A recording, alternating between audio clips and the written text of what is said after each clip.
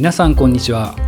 一つのプラモデルを3つの動画に分け、完成までを収録しているプラモの時間。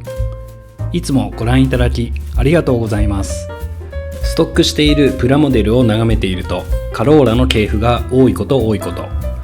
気づけば幼少期、自宅の車が30カローラだったこともあり、ごく自然に身近にある車として大好きな車となったカローラ。今回は修正や加工スキルを試す機会として、青島製の4代目カローラに手を伸ばしてみます。早速カローラに関して紐解いていきましょう。トヨタカローラは世界で最も売れた車で、社名のカローラはラテン語で花で作った冠、英語では果敢を意味するそうです。1974年に社名別世界生産台数1位、1997年には累計販売台数でフォルクスワーゲンビートルを抜いてギネス世界記録を樹立しました。1966年の初代誕生以来3代にわたり爆発的ヒットを飛ばし、大衆車としての地位を不動のものとしたカローラは、1979年ついに4代目へとフルモデルチェンジを実施。キャッチコピーはいいとも誕生。エンジンは当初3代目でも搭載された 1.3 リッターの 4KU 型、このキットのモデルである 1.6 リッターの 2TGEU 型と、新規で 1.5 リッターの 3AU 型がラインナップ。ボディバリエーションは2ドア4ドアセダン、ハードトップ、リフトバック、クーペ、ワゴンがラインナップ。ボディバリエーションが歴代で一番多くなったこのモデルは、1983年3月、初代より16年4ヶ月という速さで4代目のシーズン中、生産累計台数1000万台を超える偉業を達成した偉大な車です。偉大な車は当然プラモデルにもなり、2002年まで存在していた今井というメーカーがキット化。メーカー倒産後、青島が金型を引き継ぎ、現在でも販売されているキットとなります。キットの内容としては、昔のカープラモデルではスタンダードだった電池とモーターを組み込み走らせることができるモーターライズキットで、エンジンなどの再現はありません。リアシート底には電池、シート裏にはモーターを組み込む設計なので、シャシーは上げ底設計となっています。まずは仮組みから。今回は付属のホイールは使用しませんが、全体的な雰囲気を確認するため、ホイールとタイヤを組み上げていきます。フロントリアともにシャフトをホイールに差し込む仕様。子供の頃に何度か作ったことがあるキットですが、舵取りパーツがカチカチと音がする仕様は懐かしい気持ちでいっぱいに。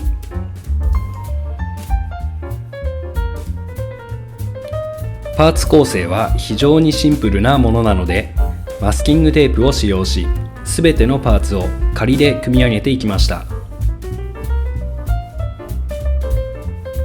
サイドモールの太さが気になりますが、雰囲気はこれぞ70系カローラ。モールは修正。他にはフロントライトのリフレクターとホイールとタイヤを 3D で自作し、製作していきたいと思います。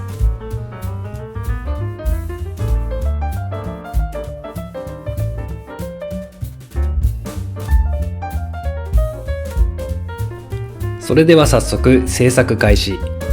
まずはモールの修正から。実車と比べるとどう見ても極太なサイドモール。これさえ修正できればリアルなカローラが出来上がると確信し、手を進めていきます。まずはニッパーでモールを大胆にカット。大胆にと記載しましたが、ボディに傷をつけないよう気をつけながらカットしていきます。フロント部分はウインカーのモールドもあるので、さらなる注意が必要だと感じました。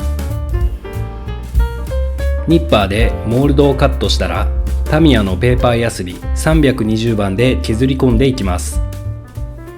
後々プラ板でモールを新設していくガイドとして、サイドのパネルラインは必要ですので、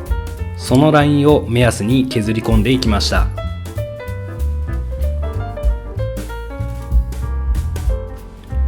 続いてモールの新設です。削ったモール部分の長さを測り、エバーグリーン製の幅 1mm、薄さが 0.5mm のプラ棒をフロントドア、リアドア、給油口部分など各セクションごとにカット。フェンダーアーチ部分は斜めにカットするなどし、調整した上で後々塗装することを踏まえ、別パーツとして保管しておきます。これでモールの修正が完了です。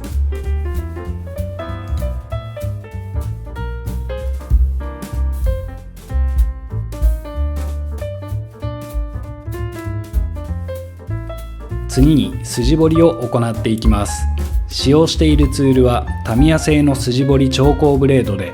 0.15mm の刃を装着したものとタミヤの P カッターとなります。用途としては調光ブレードは全体的な筋彫り、P カッターは刃幅が調光ブレードよりも広いのでドアやボンネットなどの開閉パーツ部分に使用しています。リアルな完成度を追求するにあたり、ボディのパーツそれぞれに対し筋を入れておかないと塗装を重ねた時に溝が塗料で埋もれてしまい、リアルなシャープさが欠けてしまうので、そうならないためにもしっかり丁寧に彫っていきます。といってもあまり深くしすぎると不自然なシルエットになってしまったり、パーツが貫通し割れてしまう場合もありますので、あくまでも軽いタッチでそれぞれ3から5回を目安に、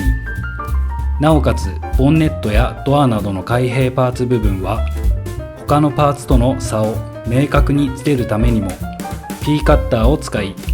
太めのラインになるよう意識しながらしっかり彫っていきます。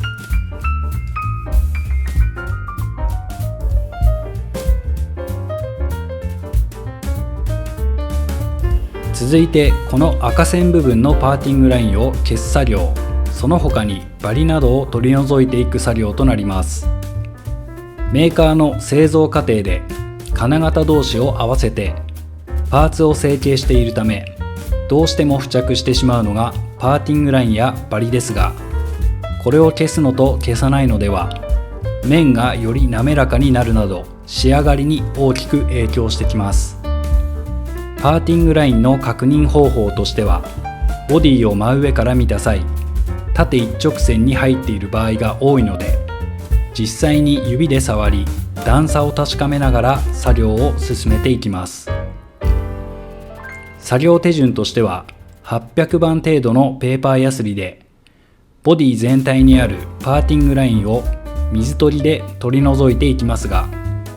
取り除く際の注意点として細かなプレスラインもありますので、その部分まで削ってしまわないよう注意が必要となります。カーモデルの場合、前後バンパー周辺、ボディを真上から見た際にリアからフロントまで一直線にパーティングラインがあり、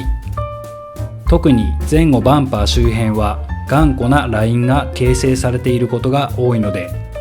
根気よく処理をしていきます。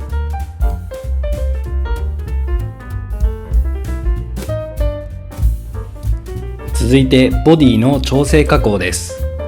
パーティングラインに続き、ボディ各所に残るバリをペーパーヤスリで除去し、整えたらモールドされているキーシリンダー、左右のドアにトランク、給油口カバーに対し穴を開けていきます。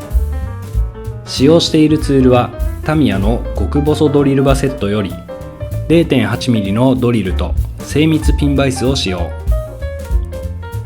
ボディに傷をつけないよう細心の注意を払いながら穴を開けていきます。最後にフェンダー内側の厚みが気になったのでリューターで削り込み薄くなるよう調整。これでボディの調整加工が完了です。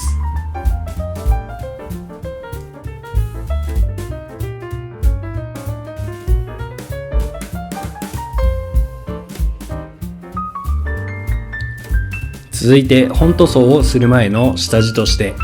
ガイアノーツのエボブラックを拭いていきます。この下地処理は深いツヤのある仕上がりを目的とするのであれば必須作業になります。またパーティングラインを消すために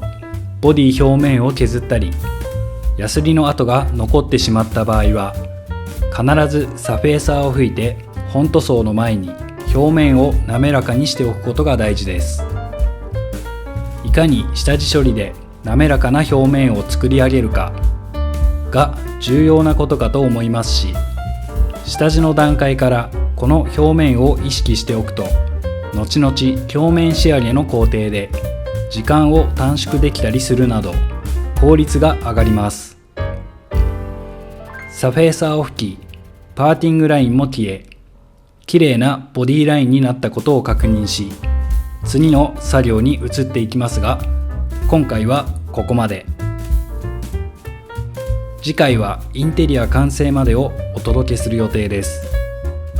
ご視聴いただきありがとうございました。